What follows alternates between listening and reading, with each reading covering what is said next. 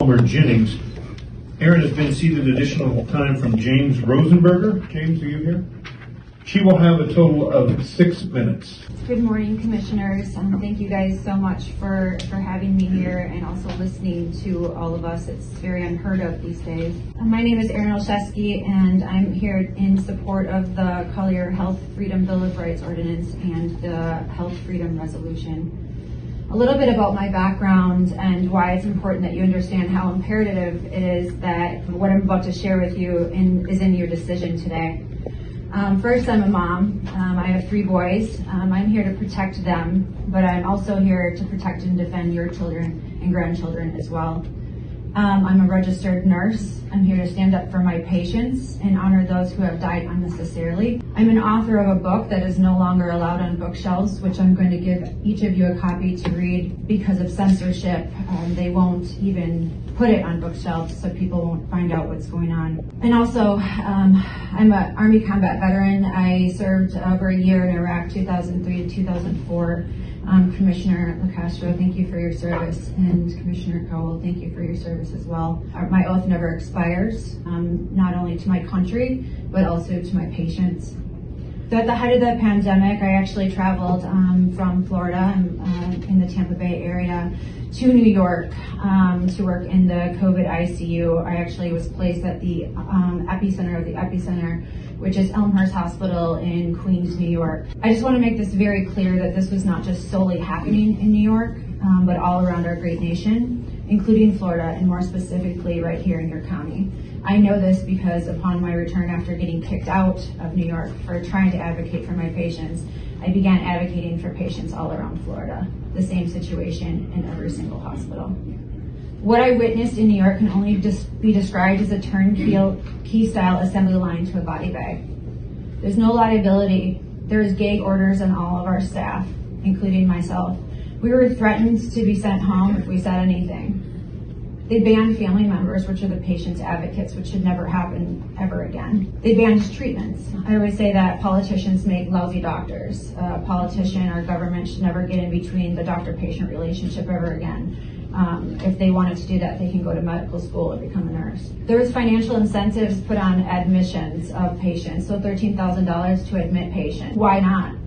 We were actually ordered down from sending any of the patients to the comfort ship, which was wide open. The Javits Center was empty. The Good Samaritan tents were empty. They admitted them for $13,000 a person. The protocols consisted of sedation, paralyzing agents, and then essentially a vent. Some of the patients' rooms that I went into, there was feces dried up their backs for 2-3 weeks. They had bed sores where you could see their bones. They weren't coding full code patients. Being a full code means that you want all resuscitation done and all measures done. CPR, you want to be saved. They were not doing that. And they were not doing it behind locked hospital doors. And nobody knew except for the people that were in there. They ended up in a body bag. Eventually we just had garbage bags, and then they were tossed into the freezer trucks. Every single one of my patients, outside of one patient, died, and I had to stack their bodies in these freezer trucks, but they were not dying of COVID. And on top of that, they ended up banning autopsies. So there was a $39,000 price tag for the ventilators and sometimes $10,000 for each death. It's absolutely disgusting.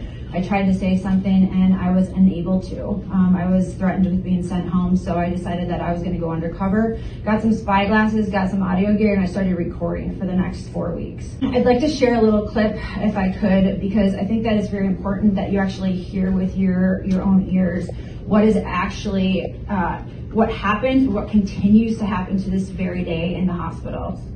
This is a seasoned medical doctor working at the New York City hospital. He was on a travel assignment. He was making approximately $75,000 a week. Nurses were getting $10,000 a week, so this was hush money, in my opinion. He ended up calling all the nurses together after he was essentially busted for not coding a full-coded patient, and actually wrote her death certificate before she even died, and then called the family and lied to them. But I'd like to just have this on record because I think it's very important that the public know that this happened and this was going on. If there was family in the room, if the ethics committees was in there and Jacob was standing in the room, you guys wouldn't do what you guys just did. Like, you guys would have been way more proactive. Yeah. Absolutely. And that's what I have a problem with. Because if you, in good conscience, could say, well, we would have done the same thing regardless of who was watching us right now, then I'd be like, all right, fine. But I don't feel like that's the case. Let me ask you a question, and this is whatever your opinion is. What do you think the right thing to do for her is in that setting? Let me just ask. I think the right thing to do for her is what she wants. During that time when she was crashing, she was full of hope. You guys were already having conversations with the nurse to not call this patient. And when I went to go call the code, you were saying, no, don't call code. Right. But at that time, she was full of hope. Yep. Later on, she became DNR, I think, around 145. Yep. But when she was crashing, it was 115, 120. Yep. So if you don't want to code a patient, you need to aggressively contact the family to make it a DNR before this happened. Totally agree. That's what happened. I'm going to cut it short. I know that my time is short, but it's clearly murder. Yeah. I'm just going to end with this. The last thing standing between a patient and a body bag is a good nurse. If a good nurse isn't allowed, sorry, this is tough.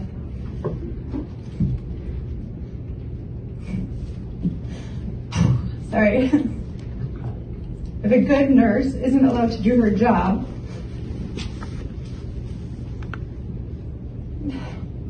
sorry. Sorry. Then it's an automatic death sentence for our patients.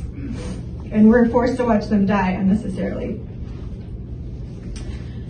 And now we have to live with that reality forever in our hearts and our souls. And you know, a lot of us have been holding the line for a really long time. And this dam is about to break, and we are calling for reinforcements. We need you guys to support us to make sure that this never ever happens again, because it could be you, it could be your family members next time.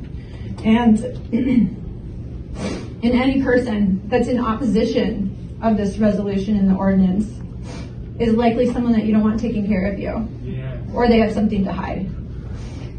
So on this with this, united we stand against those we trusted. I hope that you guys will really dig deep in your souls and your hearts and understand that this is good for humanity, not only Floridians, but all over the world. So God bless you, and thank you for listening to me. Miller will go with this.